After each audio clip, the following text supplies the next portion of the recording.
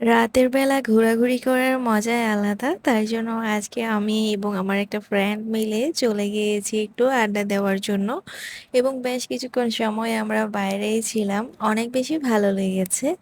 দেখতে পাচ্ছ, তবে ওয়েদারটা অনেক বেশি গরম ছিল এবং বাইরে বাতাসও তেমন কিন্তু ছিল না। তারপর আমরা ফুলের দোকান দেখে চলে এসেছি।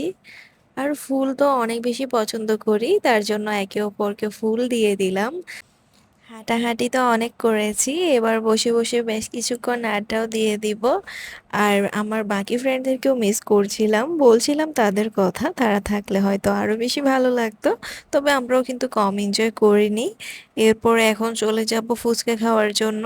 আর আমি চটপটি ফুচকা একটু কমই লাইক করি, তবে ফ্রেন্ডদের সাথে থাকলে একটু আধটু খাওয়া হয়।